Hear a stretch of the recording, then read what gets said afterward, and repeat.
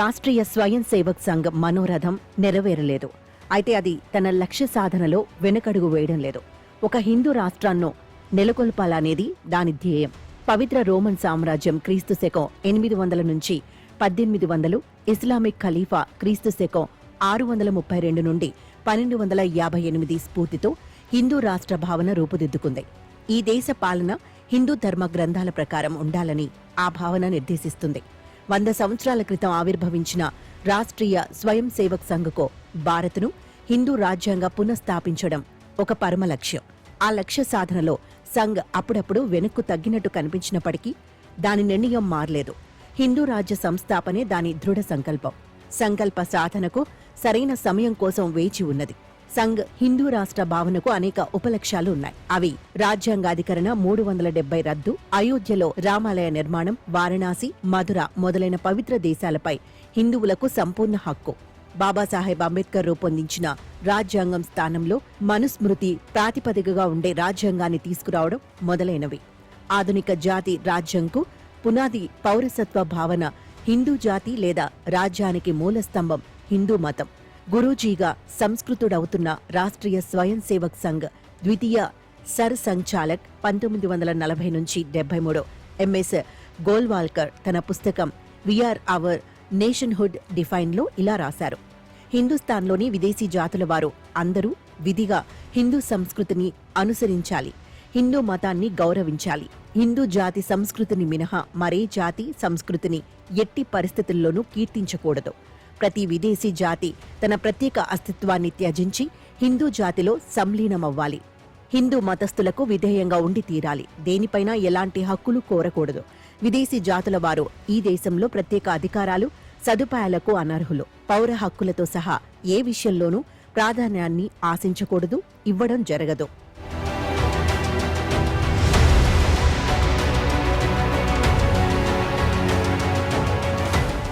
సంఘీయులకు గోల్వాల్కర్ పరమ పూజనీయుడు. రాష్ట్రీయ స్వయం సేవక్ సంఘ్ ఆలోచన స్రవంతికి ఆయనే గంగోత్రి.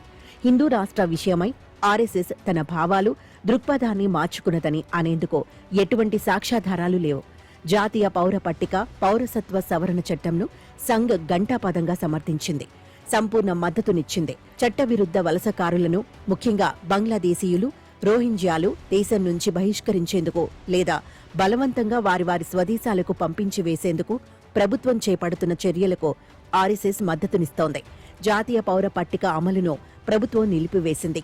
ఆ చట్టం ఉద్దేశించని ఫలితాలకు వేలాది హిందువులను పౌరులు కానివారుగా గుర్తింపవలసి రావడం కారణమవడంతో ఆ ప్రక్రియను ఆపివేసింది. 2019లో ప్రధానమంత్రి నరేంద్ర మోదీ తన రెండో ప్రభుత్వాన్ని ఏర్పాటు చేసిన వెంటనే జమ్మూ కశ్మీర్ రాష్ట్రానికి భారత రాజ్యాంగం కల్పించిన ప్రత్యేక ప్రతిపత్తిని రద్దు చేశారు. ఆ ప్రత్యేక ప్రతిపత్తిని కల్పిస్తున్న అధికరణ 370ను ఉపసంహరించేందుకు అదే అధికరణలోని 371(d)(3) సెక్షన్లను ఉపయోగించుకున్నారు. మృదువుగా చెప్పాలంటే ఇది చాలా విడ్డూరమైన విషయం, విపరీతమైన చర్య.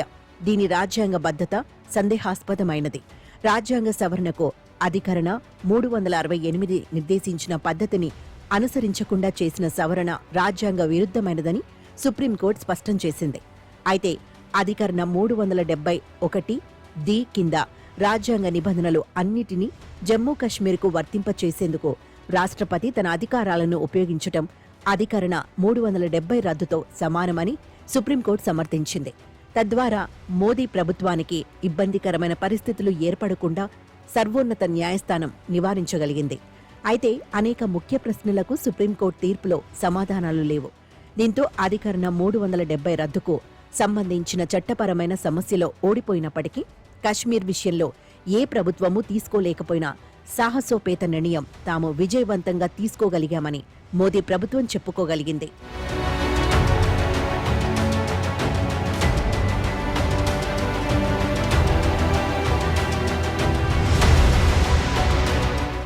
తన 10 ఏళ్ల పాలన దేశాన్ని సర్వతోముఖంగా అభివృద్ధి పరిచిందని, అమృతకాల్ స్వర్ణయుగంలోకి దేశం ప్రవేశించిందనే నిండు విశ్వాసంతో 2024 లోక్సభ ఎన్నికలలో భారతీయ జనతా పార్టీకి 400 స్థానాలను గెలుచుకోవడాన్ని ప్రధాని మోదీ లక్ష్యంగా నిర్దేశించుకున్నారు. ఎట్టి పరిస్థితులలోనూ 400 స్థానాలను గెలుచుకుంటామని ఆయన స్పష్టంగా పదే పదే ప్రకటించారు. ప్రతిపక్ష ఇండియా కూటమి భాగస్వామ్య పార్టీలు మొక్కవోని దీక్షతో రాజ్యాంగాన్ని సంరక్షించాలి అన్న నినాదంతో ఆ ఎన్నికల పోరులో మోదీ పార్టీని ఢీకొన్నాయి.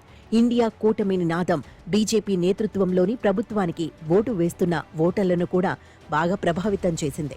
ఫలితంగా ఆ ఓటర్లు గణనీయమైన సంఖ్యలో ఇండియా కూటమికి ఓటు వేశారు. దీంతో భారతీయ జనతా పార్టీకి లభించిన సీట్ల సంఖ్య 240కి పరిమితమైంది. సొంతంగా ప్రభుత్వాన్ని ఏర్పాటు చేసేందుకు అవసరమైన మెజారిటీని మోదీ సాధించలేకపోయారు. దీంతో రాజ్యాంగానికి తాము సంకల్పించిన రీతిలో సవరణలు చేసేందుకు మోదీ ప్రభుత్వానికి స్పష్టమైన అవరోధాలు నెలకొన్నాయి. మోదీ సర్కార్ ఇప్పటి వరకు ఆ అవరోధాలను అధిగమించలేకపోయింది. ఈ ప్రతికూల పరిస్థితులు ఏవీ రాష్ట్రీయ స్వయం సేవక్ సంఘ్ను నిరుత్సాహపరచలేదు. తన లక్ష్య సాధనకు అది తనదైన రీతిలో ముందుకు సాగుతోంది. ఇందులో భాగంగానే కుహానా ప్రజాస్వామిక భావన అయిన ఒకే దేశం ఒకే ఎన్నికను అమలు పరిచేందుకు సమాయత్తమవుతున్నారు. ఇందుకు ముందుగా నిర్ణయించిన ప్రకారం ఒక నివేదికను సంసిద్ధపరిచారు. దానిపై దేశ ప్రజల అభిప్రాయాలు, సూచనలు తెలుసుకునేందుకు ఒక సంయుక్త పార్లమెంటరీ సంఘం ఏర్పాటు చేశారు. ఒకే దేశం ఒకే ఎన్నికకు సంబంధించిన బిల్లులకు పార్లమెంటు ఆమోదం పొందగలిగేదాకా ఆ జేపీసీ దేశ ప్రజల అభిప్రాయాలను తెలుసుకుంటూనే ఉంటుంది. హిందూ రాష్ట్ర లక్ష్య సాధనకు రాష్ట్రీయ స్వయం సేవక్ సంఘ్ మరో అస్త్రాన్ని ప్రయోగించింది.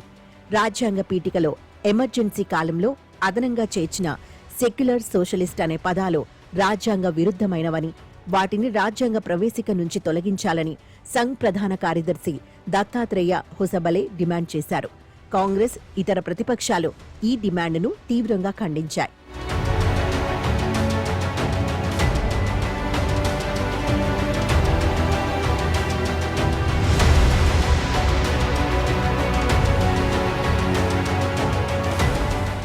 ఉపరాష్ట్రపతి జగదీప్ ధన్ఖడ్ ఆ రెండు పదాలు నొప్పి సలుపుతున్న గాయాలుగా వ్యాఖ్యానించడం ద్వారా హొసబలే డిమాండ్కు ఒక మద్దతు కల్పించారు.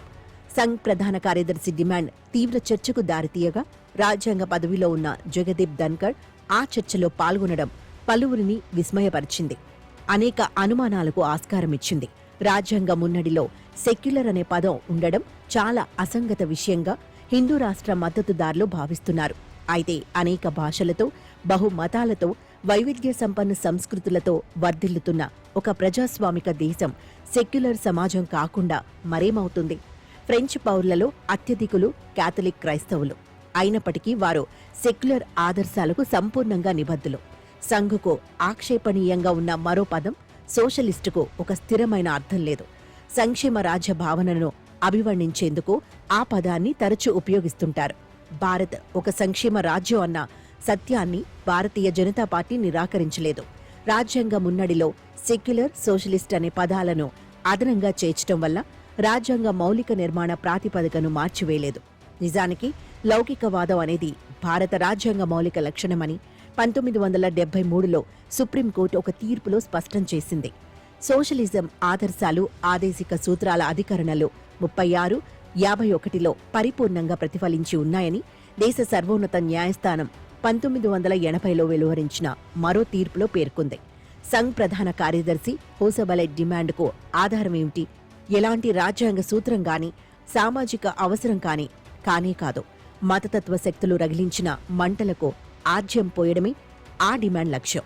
తెలుగుదేశం పార్టీ, జనతాదళ్ యు, అన్నా డీఎంకే, ఎల్జేపీ, జనతాదళ్ ఎస్ మొదలైన రాజకీయ పక్షాలు ఆర్ఎస్ఎస్, బీజేపీకి మద్దతునివ్వడం తమ ప్రధాన ఆశయాలకు నమ్మక ద్రోహం చేయడమే అవుతుంది.